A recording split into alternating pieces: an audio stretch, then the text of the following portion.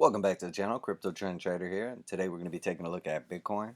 Before we get started, I'd like to remind you it's not financial advice. I'm not your financial advisor. These markets are extremely volatile, so please do your own research and trade responsibly.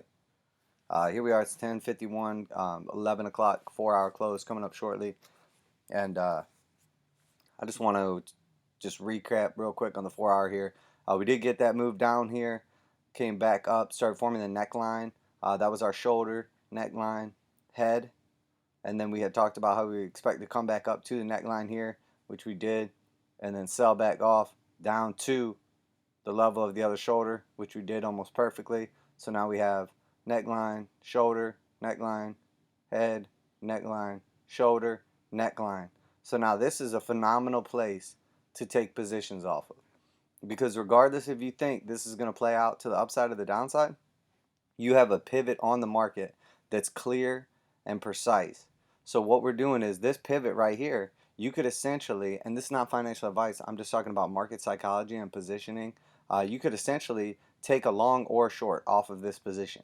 And you know that if you go above this position, that you're probably going to get, the measure move of this position. So if that's our neckline, we're most realistically going to get the test back up to the point of the breakdown, or at least about a 10% move up here. So if you ran, say, a 3% stop loss, 10% move, that's 3-to-1 risk reward ratio. And then obviously, the other way around, if you're bearish in this situation, we basically come back up, you take a short position right here, and what you'd expect to do is, if this trade's going to play out, and then obviously the 50 moving average is here as well, but if this trade's going to play out, you would expect it's going to at least come back down to the area of the shoulder if it's going to go to the downside, which will be 7%, or back down and retest the bottom at 12%, or if you do in fact get the actual break itself. So it's a very high risk reward in either direction at this point in time to take a position. All right, so regardless if you have any bias or anything like that. Now the way I look at it right now in the short term on the 4-hour is we did get technically the open here at the 21. I'm sorry, the close at the 21, and then the open. This is a pretty bullish looking candle, and it's coming off of a pattern like that. We did close above the 21 and 10, and now they're going to get ready to cross to the upside when we get this close here shortly in like 6 minutes, unless it sells off basically down to like 71.50, so $160 in the next couple minutes. If we do get the close right here, what I would expect to happen is we would immediately test up to the 74.70 range, and then most likely to the 89 up here at the 77.48 range. And then assuming the actual move does play out, that would basically put us up here in the 200 EMA exponential at about 81.89. All right, and then as far as basically like patterns and everything, like I know everybody has their own style and their own techniques and the way that they trade and how they trade successfully. And if you're a successful trader, that's fine. But the last thing you should do is criticize other people in the way that they trade, saying that this has like a low probability of playing out, etc., etc. If somebody has a trading plan and it's in place and they're, even 50% and good at risk management, they're going to make money. So I don't know why you would criticize anyone else like calling out chart patterns or, basically like indicators that they use for trading. Okay, whatever you do, whether it's horizontals, whether it's moving averages, whether it's chart patterns, like that's completely fine if you're successful at it. Don't worry about what anyone else says. Okay, they're probably mad because they have had no success in the past, or poor results or whatever. But realistically, the fact of the matter is that a chart pattern, all that is psychology of the market. So let's talk about an inverse head and shoulders. So what happens in an inverse head and shoulders or a typical head and shoulders? We're selling off, we find a support zone, push back up, and then it fails to break upwards, and then we sell back off to a new low. Okay, that happens all the time in the market. All the time that happens. We test, say, is this the bottom? Come back up, there's no strength, sell back off to a new low, and then what happens again? We do the exact same thing again, because the market is like a pulse. It goes up and down, it breezes in and out. So when we come back down, put in a new low, we come back up, we test that same area of resistance again, and now we're seeing, do we have enough strength now? And then when we got up here, it was like, nope, no follow through, sold back off. But this time when we sold back off, we didn't sell all the way back down to the head, we sold back down to the shoulder. So we sold back down to the other support, the first length of the sell-off, okay, and then we got a relief rally, and then we sell off again. That's usually the stops getting liquidated right here, because people are thinking, okay, this is the bottom, manage my position off of this area, and then if it breaks down below that area, it'll take me out of my position. So that's like a last little stop hunt, spring to the upside, but then it doesn't have enough strength to break all the way to the upside, so it consolidates and sells back off, but it finds support at a higher level. So now the market's saying, oh, hang on, this could be a legitimate swing, and then we start pushing up. And now what you would expect to happen is we find resistance again at the neckline, forming the entire pattern now, and then it's clear to the market that we had in fact form a head and shoulders. Now it's still up to the market and market participants. Is there enough strength behind this pattern, behind what's happening here in the market now, to break through this very strong resistance that we're underneath and then continue to the upside? And that is how a pattern plays out in real life, specifically head and shoulders. So for someone to sit here and say that head and shoulders don't play out or they have a low success rate, et cetera, well, yeah, the next thing that could happen, the opposite scenario could happen. All this happens exactly the same. You form the neckline, you sell down, you find support at a higher level. We form the head and shoulders pattern, we're moving up, and then look, there's not enough strength in the market. Market participants do not come in. There's not enough buying pressure comes in to break through this resistance. So what happens? Eventually you sell back off and the chart pattern fails. We fail to form a head and shoulders pattern breakout. But that does not mean that the pattern itself is invalidated. It just means it was a failure. You know what I mean? We failed to play out the pattern. The market failed to be bullish and to push through that zone. Therefore, we sold off and invalidated the pattern. And that's completely fine, just like anything else. I mean, if you're using a horizontal support as you're using a chart pattern of that horizontal support. We come down, we find support at that level, we move up to other level, we come back down, you would expect it to find support again at that level. That's essentially a chart pattern. It's just not like a head and shoulders like serious pattern. It's just a pattern of finding support at the same level. So you would expect, based on market psychology, that when we come back to that level that you would again find support, and should we lose that level as support, we would come back and test it, and if we cannot break back above it and reclaim our support, that we would then find it as resistance, and it would continue to be so. But that's essentially just forming a pivot on the market, and all those pivots is just like key interest zones that happen, and then volume nodes essentially correspond with those areas, and then they become stronger and stronger and stronger over time as you see more and more reactions corresponding. So that's basically all a little bit of a rant, but that's basically all it is. So if you find horizontals or you find, whatever it is, moving averages, whatever, and successful and you're doing well with them, by all means continue to do so, guys. Okay, because right now it looks like this low probability pattern is getting ready to play out. Because as soon as we close this in about a minute above now the 10 and 21, that's going to look bullish to the market. We're closing essentially at the resistance point. So I would expect us to consolidate here and then test to the upside immediately to test the 50 and 55s at 7,500, and then follow through to 77, 73, and then we can kind of see where it goes from there. But I would expect the chart pattern to play out at least to around the 8,000 area. Although this is like, so far we haven't seen much like strength to the upside or at least follow through. So, again, I don't want to get too bullish on this thing, expecting more out of it than's realistic.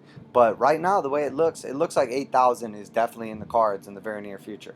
Again, this pattern could fail though. You could actually this is a strong resistance point here, which is why we keep finding this resistance every time we test it. So as you can see with the binary pivots right here, you can see they form like this purple line of resistance and then this blue line of support. So now what I would expect to happen is this is like our little trading range. So potentially right now we can break to the upside out of this range and then test our previous breakdown of support as resistance, see if we can break back above it as well as the moving averages. And then if we do find resistance here and cannot validate the pattern fails, I would expect us to test back to the downside and then first test the pivot at 67.75 and then retest the bottom at 65.24. And then if that doesn't hold, obviously we could head to lower prices and continue on in our downward consolidation pattern. But as of now, I just want to touch base and everything. Talk about Bitcoin price a little bit and see how this was playing out. The fact of the matter is no one knows what's going to happen in the future of the market. But based on seeing the same thing happen over and over again, that's a pattern, and that's how people become good at recognizing what's potentially going to happen in the market based on candlestick patterns, based on chart patterns, based on moving averages, patterns that the moving averages and the price action forms with the moving averages. So if somebody sits here and says that patterns don't work in cryptocurrency and pattern traders don't know anything, like, don't listen to anything they say, because all we do in this area is look for patterns based on support, based on moving averages, based on candlesticks, based on all these different things, Fibonacci. So anybody that says that patterns don't work in cryptocurrency, they don't know anything, honestly. And for people out here that, if people are out here claiming that, they're full-time traders and they could retire and don't need to make money, et cetera, et cetera, et cetera, why are you charging like multiple thousands of dollars for a service to, your community and people that you're supposed to be looking out for? Why are you claiming that, you call the top and call the bottom when anybody that's been around over the last year knows that, a few of the top analysts in this space were calling for capitulation the entire way up from like $4,000 till like $12,000, got bullish from like $12,000 to $14,000, and then went right back to being bearish again the whole way down. Like, get out of here, man. Like, that doesn't work on people that's been around and seen, your predictions and, where you think the market's going to go, et cetera, et cetera. So just be careful who you listen to, man, because everybody claims to have been right, but very few people take the time to go back and look at who's right and who's wrong. And there's a lot of like people in this space that don't get the respect they deserve because there's so many new people that come and don't realize that these people have been consistently right over time. I'm not trying to pump anybody up over here or anything, but Tone Vays, for instance, that man has made hundreds of calls in this space and done phenomenal technical analysis all over the place. So for all these new people to come in and say they don't understand why he has so much clout and respect and everything, like, this dude has like basically dedicated his life to like, sharing and promoting and pumping up Bitcoin, not only for financial gains, but also like to improve the space and, the world. So I have a lot of respect for that man and his calls. And, as this market is progressing now, we may see that, he was right about a lot more than people thought. And it was really just about timing. And, he'll admit that he's had problems with timing in the past. So, if you know anything about his past history and everything, he's told some of his stories before. And it's just like they say, if you're early, you're still wrong.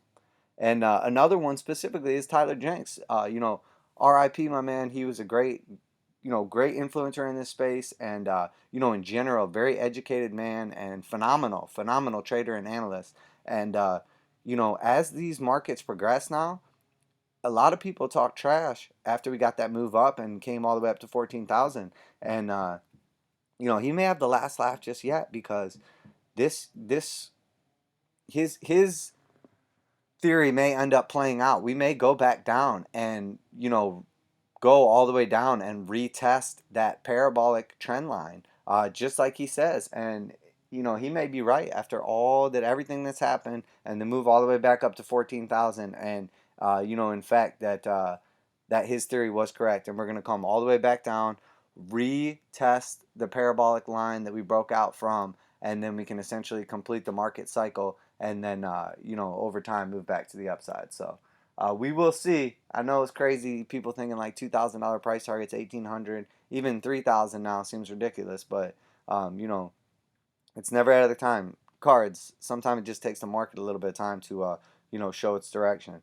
And now we see, as we've gotten this close here, we did find a little bit of resistance here at the 50, and we are in fact selling off. So at this point in time, it looks like we're going to come back down and try to retest the breakout and the cross of the 10 and 21, and then we'll have to see how that plays out. But again, it's just like we were talking about, this potential that this chart pattern can in fact fail. It doesn't mean that the pattern wasn't there. It just means that the buying pressure failed to break above the selling pressure. And realistically, it is a fact that counter trend trading and chart patterns are much less reliable. So the likelihood of a pattern playing out that's going to all of a sudden reverse a long-term trend is extremely low percentage. And that is in fact a fact in every market.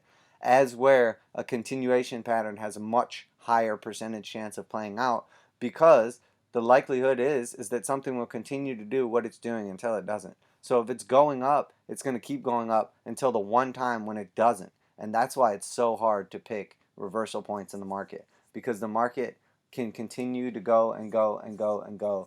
and potentially give signs that it's going to reverse.